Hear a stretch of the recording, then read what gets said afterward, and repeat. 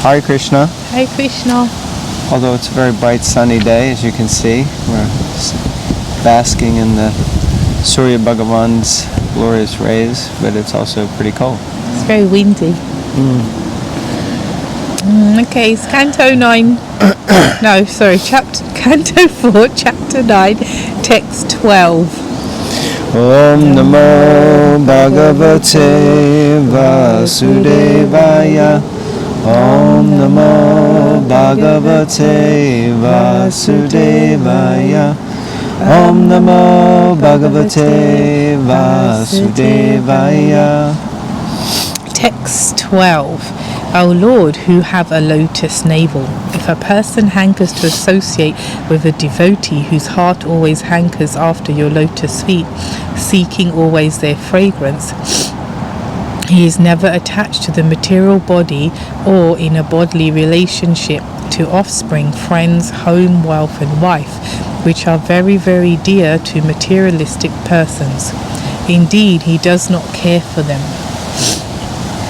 Purport. A special advantage in devotional service is that devotees not only enjoy the transcendental pastimes of the Lord by hearing and chanting and glorifying them, but also are not very much attached to their bodies, unlike the yogis who are too attached to the body and who think that by performing bodily gymnastic exercises they will advance in spiritual consciousness. Yogis are generally not very much interested in devotional service. They want to regulate the breathing process. This is simply a bodily concern. Here, Dhruva Maharaj plainly says that a devotee has no more bodily interest. He knows that he is not the body. From the very beginning, therefore, without wasting time in bodily exercises, a devotee searches out a pure devotee and simply by his association becomes more advanced in spiritual consciousness than any yogi. Because the devotee knows that he is not the body, he is never affected by bodily happiness or distress. He is not interested in bodily relationships with wife, children, home, bank balance, etc., or in the distress and happiness which come from these things. This is the special advantage of being a devotee. This status of life is possible only when a person is interested in associating with a pure devotee who always enjoys the fragrance of the lotus feet of the Lord. Interesting. I guess that's like a test. What do I say? Litmus test for how advanced we are, or advancing. Because Prabhupada's saying here that a devotee, because he knows he's not the body, he's not affected by bodily happiness or distress. So, yeah, I was just thinking, anyway. What were you thinking? Well, I don't apply that to myself, I'm conscious of the pains and not, of the body. And it's a nice reminder that, remember, you're not your body, so it come out of this, where you're so absorbed in what's going on here, because you got to latch onto the higher realm, like that. It's a nice reminder that this isn't the be-all and the end-all. Not that you neglect it and become sick and all that, but there is as time goes on, you stagnate and you realise, oh, maybe I need to remember again to go deeper and to look higher, and that I'm not this body, And maybe if I was feeding me, the spirit soul, what it needs, then I would be less distressed or occupied by the material body. Yeah, I guess the challenge is that and I was finding it interesting as we're, obviously discussing and promoting devotee care.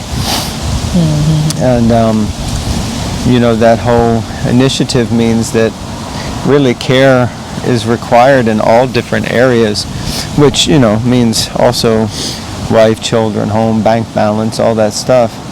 That as a devotee, then those things also need to be taken care of and not exactly neglected. And I think maybe, I was just picturing that someone could easily pull up this quote and say, look, see, what is all this? Prabhupada said, and the devotee isn't bothered by it. And it's like, well, yeah, either an advanced devotee certainly isn't, because they just live under a tree like a Goswami, and they're not bothered, but I haven't seen many of them around. And so then, the other thing is that even those who are advanced, they may still be in family life, but it's not that they neglect them.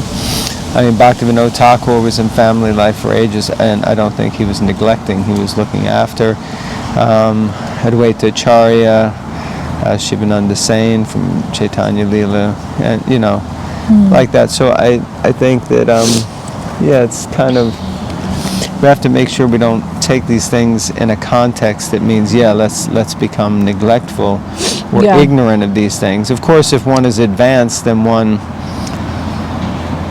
very advanced, then one actually just walks away and not really caring. That's real renunciation. But then one has to really be on that platform, otherwise there's problems, So anyway, just a few thoughts. And text 13. My dear Lord, O Supreme Unborn, I know that the different varieties of living entities, such as animals, trees, birds, reptiles, demigods, and human beings, are spread throughout the universe, which is caused by the total material energy, and I know that they are sometimes manifest and sometimes unmanifest. But I have never experienced the supreme form I behold as I see you now.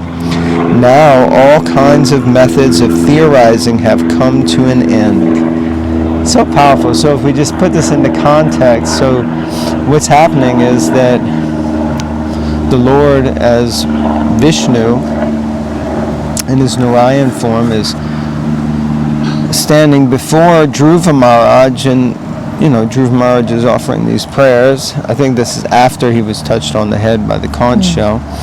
And then he is just, he's thinking, oh my God, this is wild. So many people may fantasize or theorize or try to imagine what God must be like, but you're standing before me. There's no need to do any of that anymore, Very powerful.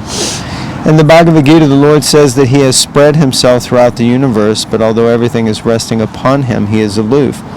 The same concept is expressed here by Dhruva Maharaj. Excuse me. He states that before seeing the transcendental form of the Lord, he had experienced only the varieties of material forms, which are counted at 8,400,000 species of aquatics, birds, beasts, etc. The fact is that unless one engages in the devotional service of the Lord, it is impossible to understand the ultimate form of the Lord. This is also confirmed in the Gita 1855, Bhakti Mam Abhijanati. Factual understanding of the absolute truth, who is the Supreme Person, cannot be obtained by any process other than devotional service. So Bhakti Mam Abhijanati, that only by devotional service can the Lord be known, not through some speculation. So we have to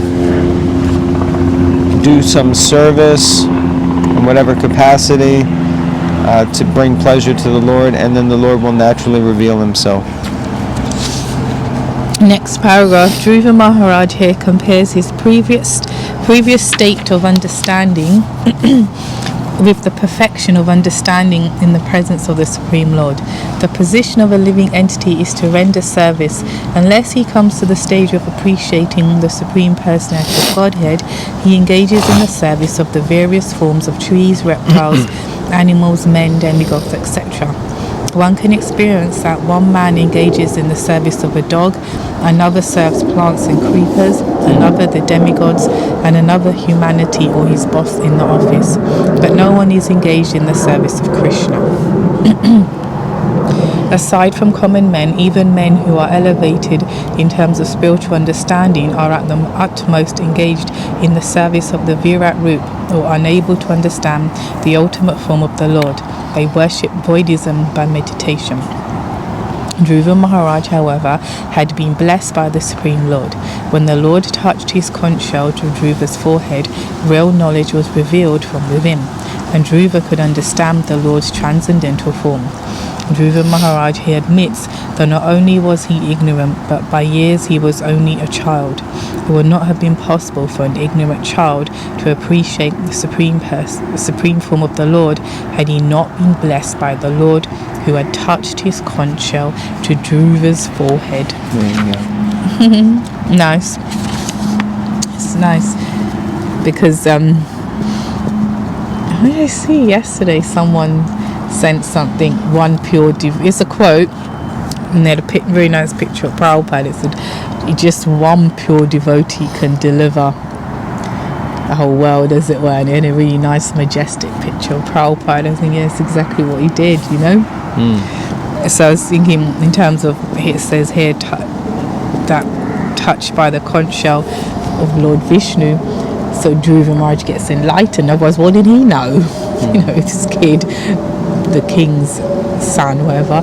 In the same way, we were touched by Prabhupada, and yeah, look what it reveals, you know. And we were saying yesterday that we've been to a lot of temples and travelled and that, and it's nice when we've travelled and there's an ISKCON temple. And it's familiar because it's got Prabhupada in there, and the deities is dressed in looking a certain way, and it's like, yeah, home. It's familiar. It's a familiar setting. You don't feel uncomfortable like when we see new people coming to the temple, even if they're Hindus or Indian, but it's different in each temple. So, okay, if someone tells you off, no, you don't stand there, or you got your back to Prabhupada. What? You know, that's what the ladies are. Oh, you put this in your hand and you drink it, now you wash it, like that. But we know that it's all familiar. Prabhupada did that, you know, opened up that world, as it were. Yeah. Created a global culture. Okay, so we read number 14, text 14. No, yeah, you read that purport, right? Yeah. Text 14. Translation. My dear Lord, at the end of each millennium, the Supreme Personality of Godhead, Garbhodakshaya Vishnu, dissolves everything manifested within the universe into his belly. He lies down on the lap of Seshanag, and his navel sprouts a golden lotus flower on a stem, and on that lotus Lord Brahma is created. I can understand that you are the same Supreme Godhead. I therefore offer my respectful obeisances unto you. Okay. Purport. Dhruva Maharaj's understanding of the Supreme Personality of Godhead is complete. In the Vedas it is said, Yasmin Vigyate Sarvam Eva Vigyatam Bhavati. Knowledge received through the transcendental causeless mercy of the Lord is so perfect that by that knowledge the devotee becomes acquainted with all the different manifestations of the Lord. Lord Kshirodakshaya Vishnu was present before Dhruva Maharaj, who could also understand the Lord's two other forms, namely Garbhodakshaya Vishnu and Karnadakshaya Vishnu. Regarding Mahavishnu, it is stated in Brahma Samhita, Yasyaika Nishwasita Kalamatava Jivanti Loma Vijaya Vilaja Jaganandanataha Vishnur Mahansa Iha Yasya Kala Vishesho Govindamadi Purusham Tamaham Bhajami. At the end of each and every millennium, when all the material worlds are dissolved, everything enters the body of Garbhodakshaya Vishnu, who is lying on the lap of Seshanag, another form of the Lord. Interesting. That didn't make sense. What? Well, above it says, it mentions Kshirodakshaya Vishnu, Garbhodakshaya Vishnu, and then Karnadakshaya Mahavishnu. Then it says, regarding Mahavishnu, it is stated in the Brahma Samhita, and it gives that quote. Then it says, at the end of every millennium, when all the material worlds are dissolved, everything enters into the body of Garbhodakshaya Vishnu. My understanding is it doesn't enter into the body of Garbhodakshaya Vishnu, it enters into the body of Karnadakshaya Vishnu, who's Mahavishnu. Might be a typo. And and he's lying on the lap of Seshanag, and that's what's mentioned here. Well, here it says, Garbhodakshaya Vishnu dissolves everything manifested within the universe into his belly. And he lies down on Seshanag. But the universes are not... Of course, he absorbs... he may absorb because Lord Brahma is on the lotus coming from his navel, and all that's manifest in this universe is there in the stem of that lotus, and that would become absorbed into him, but then he becomes absorbed, all the universes become absorbed back into Mahavishnu. But it is confusing because it mentions Mahavishnu, then it mentions Garbhodakshaya Vishnu. Anyway, let's see, maybe Prabhupada explains it in the next paragraph. Let's see what Prabhupada says. Let's see what Prabhupada says. Next paragraph. Those who are not devotees cannot understand the different forms of Vishnu Wow. and their positions in regard to the creation. Sometimes atheists argue, how can a flower stem sprout from the navel of Garbhodakshaya Vishnu? They consider all the statements of the sastras to be stories. As a result of their inexperience in the absolute truth and their reluctance to accept authority, they become more and more atheistic. They cannot understand the Supreme Personality of Godhead, but a devotee like Dhruva Maharaj, by the grace of the Lord, knows all the manifestations of the Lord and their different positions. It is said that anyone who has even a little of the Lord's grace can understand his glories. Others may go on speculating on the absolute truth, but they will always be unable to understand the Lord. In other words, unless one comes in contact with a devotee, it is not possible to understand the transcendental form or the spiritual world and its transcendental activities. Nice point. In the sense that it's one thing, reading, chanting and that, but you do need a devotee, someone who's understood it, realized it, to open up the meaning to you, as it were. Otherwise we can go on speculating, I mean, we're lucky because we're reading the Bhagavatam, but just reading the verses alone, Lord knows what we'd make up, So Prabhupada's purports are there, and I know sometimes when people read or whatever, it's like, let's just skip the purports, let's just read the verses, but actually it's the nectar is there in the purport because it's the pure devotee's realization. Although if you ask Prabhupada, he often said no, Krishna was writing through him, so either way it's nectar, it's a win-win because it's nectar either way. It's either the pure devotee or it's Krishna himself. Alright. Yeah, it didn't seem to resolve that conundrum. Dundrum. Maybe I'll make a note of that. Ask a pure devotee. Ask a pure devotee, Ask, when they say ask a friend, you can ask, you should have one ask a pure devotee. Anyway, thank you everybody. Thank you everyone. We're going to go because it's really cold. Please read Bhagavatam and all glories. Grantaraj Srimad Bhagavatam ki. Jai. Srila Prabhupada ki. Jai. Nanta Koti Vaishnava Vrinda ki. Jai. Nitai Gauda Premanandi. Hari Bol. Hari Hari Bol.